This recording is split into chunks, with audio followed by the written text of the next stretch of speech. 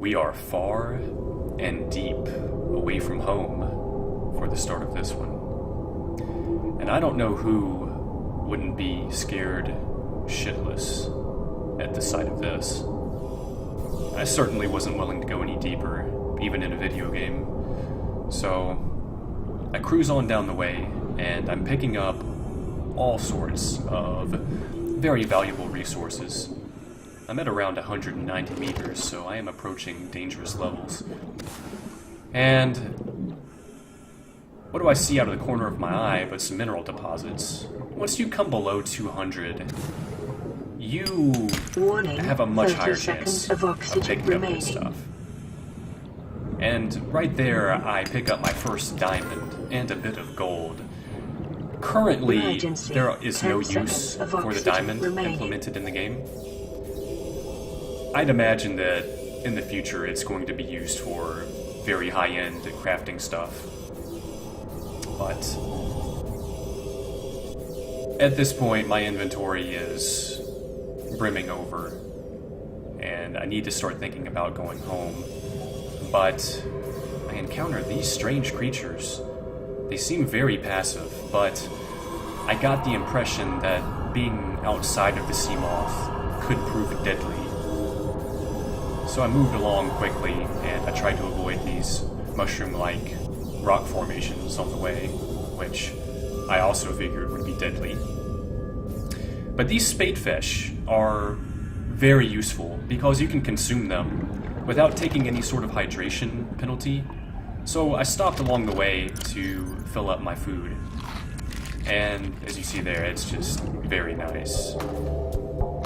Always nice to have spadefish. But I'm trying to gather a very risky resource here.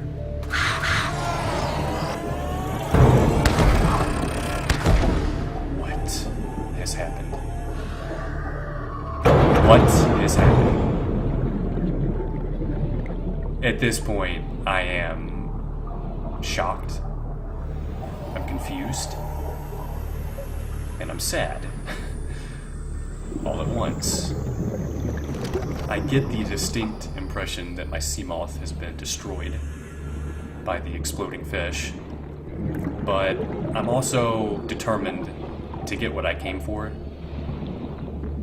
I'm not too far away from the life pod at this moment. I know I can swim back without too much trouble, but I am deep here, so I resurface to fill up my oxygen tank, and gathering this has proven tricky. I'm ready for them this time, and they don't do much damage to me. The flippers are enough to allow me to swim away fast enough, and I'm able to gather that crash mule, the critical resource to make the welder. And I also believe that you can make flares for cave diving with the crash mule, so that's also very useful. But that is a very risky resource. And I'm trying to lick my wounds back at the sea base. I'm spending all of my excess titanium, all of my excess glass, and I've installed some additional corridors and storage.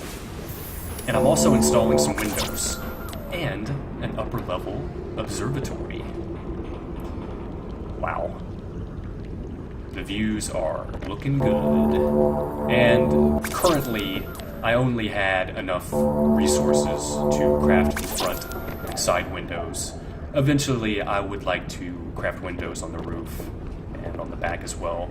And, you know, the thing about these sea bases is they're very claustrophobic on the interior without the windows. Once you have the windows in, it makes a huge difference.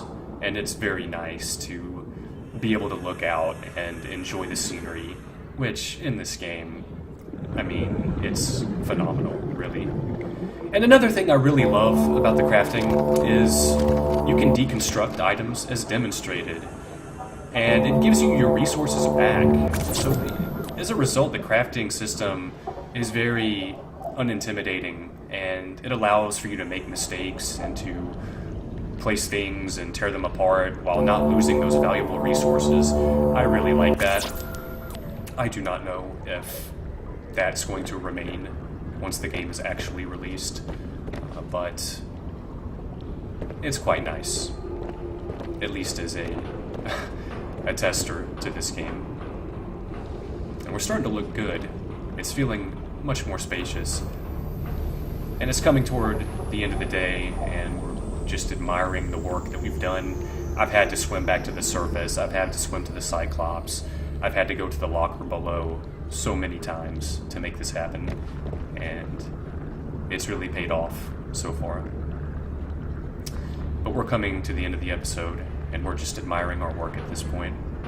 I hope you guys enjoyed it, and on the next one, we will probably be in even more dangerous waters. Hope to see you then.